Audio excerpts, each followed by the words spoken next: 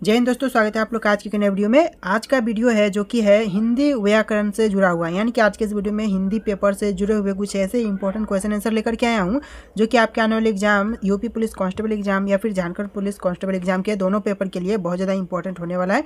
हिंदी व्याकरण से जुड़ा हुआ बहुत ज़्यादा इंपॉर्टेंट क्वेश्चन है। तो चलिए दोस्तों, आज के इस वीडियो को शुरू करेंगे और आप लोग वीडियो को लाइक करके चैनल को भी सब्सक्राइब कीजिएगा। इससे रिलेटेड और भी पार्ट्स हमारे चैनल पर आने वाले हैं, तो आप लोग अच्छे से वीडियो को लाइक करके चैनल को सब्सक्राइब भी कर लीजिएगा। आज के इस वीडियो का आपका पहला क्वेश्चन हो जाएगा, निम्नलिखित हिंदी वर्णों में से अयोग्य वर्ण कौन सा है। दोस्तों, निम्नलिखित हिंदी वर्णों में से अयोग्य कौन सा वर्ण है? तो इसका राइट आंसर ऑप्शन का बी हो जाएगा अन अ। अन अ जो कि अयोग्य वर्ण है इन ऑप्शन में से, ऑप्शन का बी आपका राइट आंसर हो जाएगा। हर एक क्वेश्चन बहुत ज़्यादा इंपॉर्टेंट है, नोट करते जाइएगा और अच्छे से ध्यान में रखते जाइएगा। देखिए अगला क्वेश्चन है, निम्नलिखित वर्णों में से कौन सा वर्ण मूर्धन्य नहीं है। ऐसा कौन सा वर्ण है इन ऑप्शन में से जो कि मूर्धन्य वर्ण नहीं है? तो इसका राइट आंसर क्या हो जाएगा? आपका आंसर हो जाएगा ऑप्शन ए ज।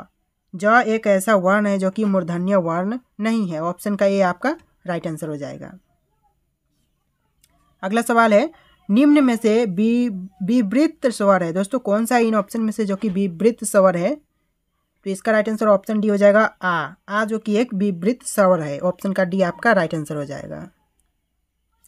अगला सवाल है, निम्नलिखित ध्वनियों की निर्दिष्ट विशेषताओं में कौन सा अशुद्ध है। निम्नलिखित ध्वनियों की निर्दिष्ट विशेषताओं में से कौन सा अशुद्ध है? तो इसका राइट आंसर ऑप्शन ए हो जाएगा च, तालव्य महाप्राण।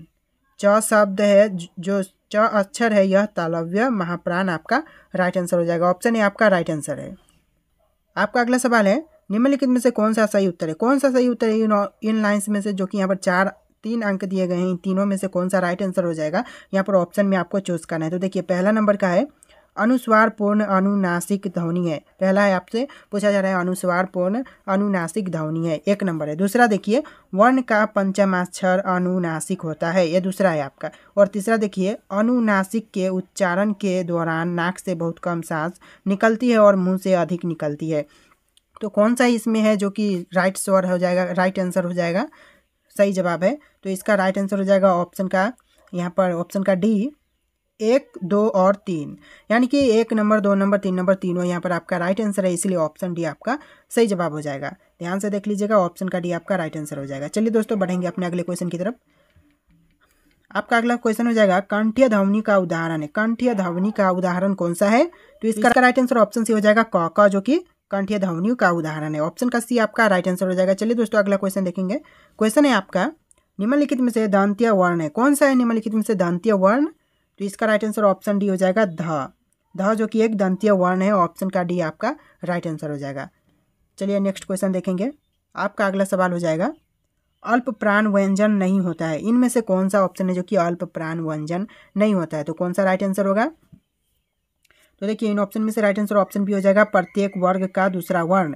प्रत्येक वर्ग का दूसरा वर्ण जो कि अल्प प्राण व्यंजन नहीं होता है, ऑप्शन का बी आपका राइट आंसर हो जाएगा। अगला सवाल है, भाषा की सबसे छोटी इकाई कौन सी है? भाषा की सबसे छोटी इकाई कौन सी है? तो इसका राइट आंसर क्या हो जाएगा? तो देखिए यहाँ पर राइट आंसर ऑप्शन बी हो जाएगा वर्ण। भाषा की सबसे छोटी इकाई वर्ण होता है, ऑप्शन का बी आपका राइट आंसर रहेगा। चलिए अगला क्वेश्चन देखेंगे। सवाल है आपका, वर्णमाला किसे कहते हैं? वर्णमाला कहते हैं किसे कहते हैं? इनमें 4 ऑप्शन है, 4 में से कौन सा राइट आंसर होगा?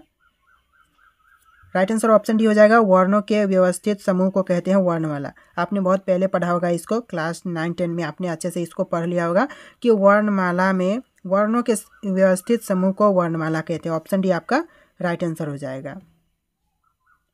अगला सवाल है, निम्न में से कंठीय कंठ ध्वनियाँ कौन सी है? निम्न में से कंठीय, जिसे कंठ बोलते हैं, कंठ भी बोल सकते हैं, ध्वनियाँ कौन सी है? तो इसका राइट आंसर क्या होगा? आंसर हो जाएगा ऑप्शन सी क ख जो कि कंठीय ध्वनियाँ है, ऑप्शन का सी आपका राइट आंसर हो जाएगा। आपका अगला सवाल है, स्थान के आधार पर बताइए कि मूर्धन्य व्यंजन कौन सा है? स्थान के आधार पर बताना है कि मूर्धन्य व्यंजन कौन सा है, तो कौन सा हो जाएगा राइट आंसर? तो यहाँ पर आपका आंसर हो जाएगा ऑप्शन ए ढ जो कि स्थान के आधार पर बताइए कि मूर्धन्य व्यंजन है, तो इसका राइट आंसर ऑप्शन ए हो जाएगा ढ, ऑप्शन का ए आपका राइट आंसर रहेगा। दोस्तों, आप लोग वीडियो को लाइक करके चैनल को सब्सक्राइब कीजिएगा तो अगला क्वेश्चन है, निम्न में से अल्प प्राण वर्ण कौन से हैं? निम्न में से अल्प प्राण वर्ण कौन से हैं? तो इसका राइट आंसर ऑप्शन बी रहेगा क ग। क ग जो कि ऑप्शन का बी है, आपका राइट आंसर हो जाएगा, अल्प प्राण वर्ण है। अगला सवाल है, निम्न में से नासकीय व्यंजन कौन सा है? नासकीय व्यंजन है कौन सा है इन ऑप्शन में से? तो इसका राइट आंसर ऑप्शन ए होगा। सभी को पता होगा कि नासकीय व्यंजन यह होता है, ऑप्शन का ए आपका राइट आंसर हो जाएगा। अगला सवाल है, ए वर्ण क्या कहलाते हैं? ए वर्ण कहलाते हैं, क्या कहलाते हैं? तो इसका राइट आंसर ऑप्शन भी हो जाएगा, मूर्धन्य कहलाते हैं। ए वर्ण मूर्धन्य कहलाते हैं, ऑप्शन का भी आपका राइट आंसर हो जाएगा।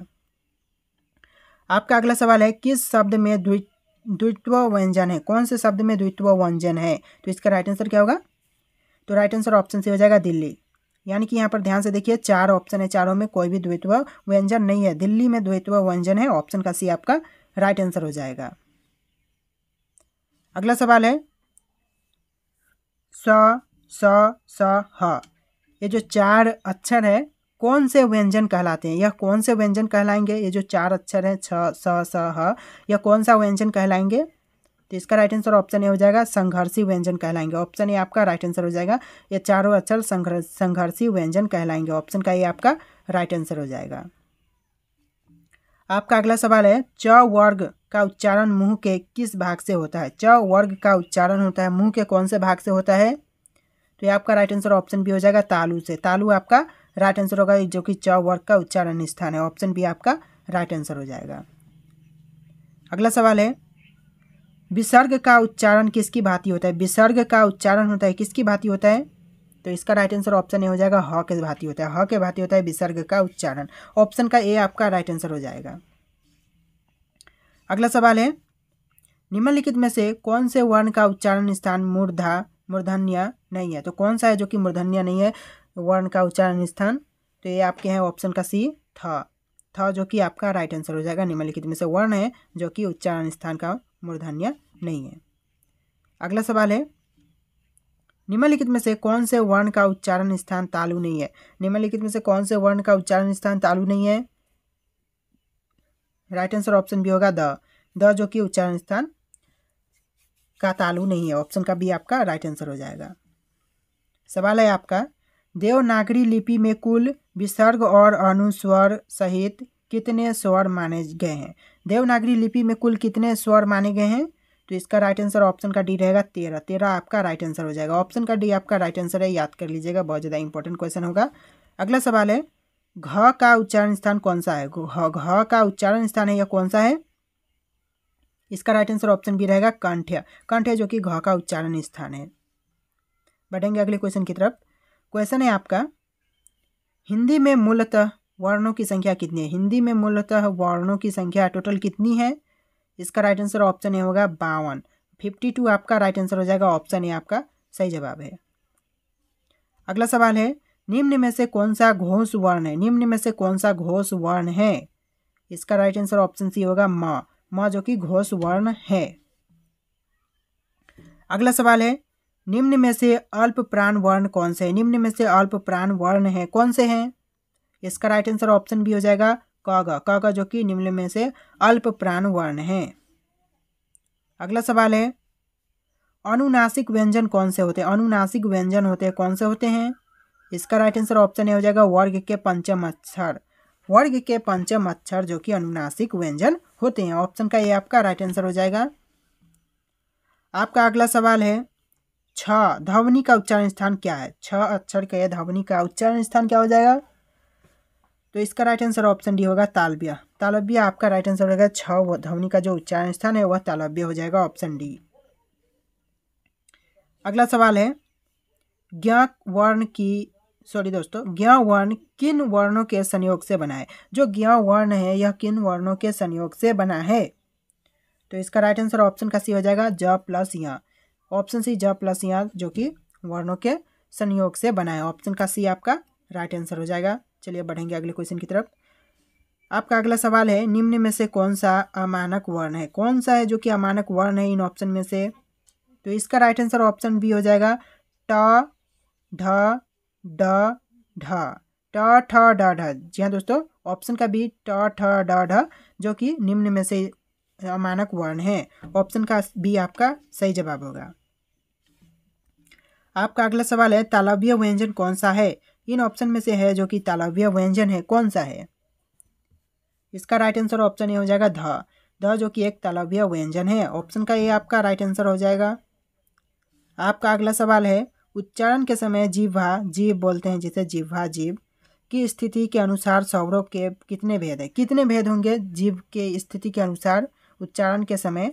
तो इसका राइट आंसर ऑप्शन डी होगा, 3 होगा। इसका राइट आंसर हो जाएगा ऑप्शन का डी। आपका अगला सवाल है उत्सित ध्वनि का प्रयोग किसमें होता है? किसमें हुआ है? उत्सित ध्वनि का प्रयोग किसमें हुआ है? इसका राइट आंसर ऑप्शन सी हो जाएगा पढ़ाई में। पढ़ाई में हुआ है, ऑप्शन सी आपका राइट आंसर हो जाएगा।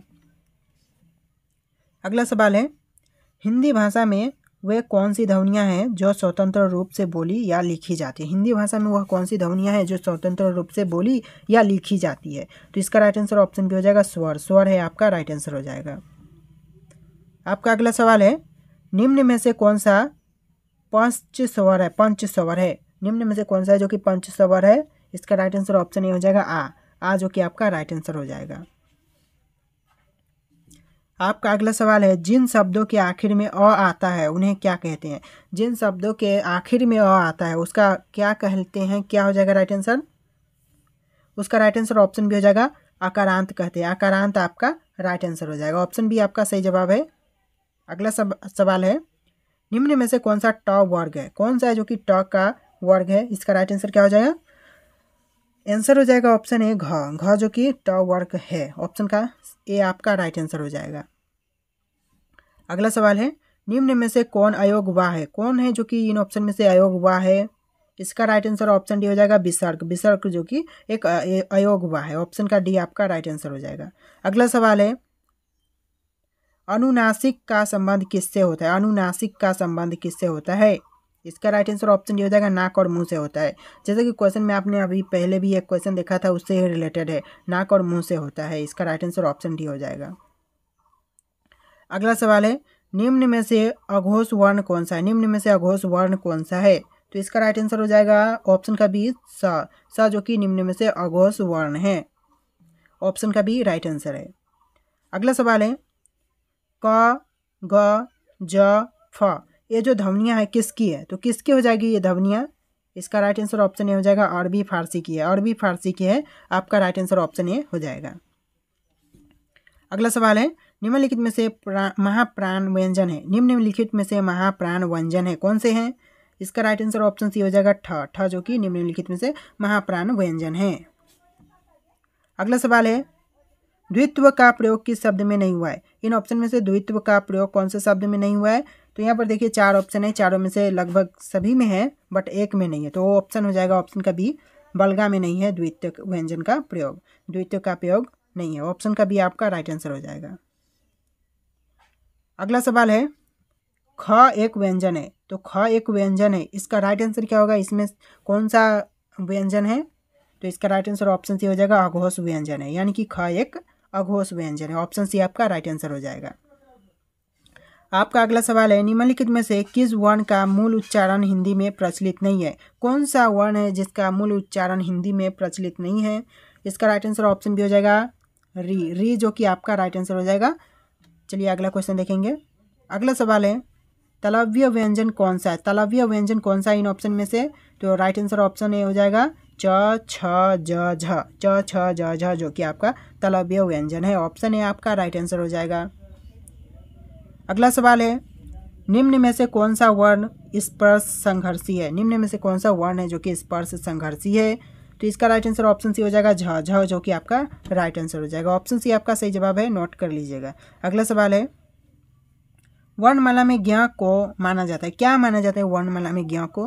तो इसका राइट आंसर ऑप्शन बी होगा संयुक्त व्यंजन माना जाता है। वर्णमाला में ज्ञ को संयुक्त व्यंजन माना जाता है।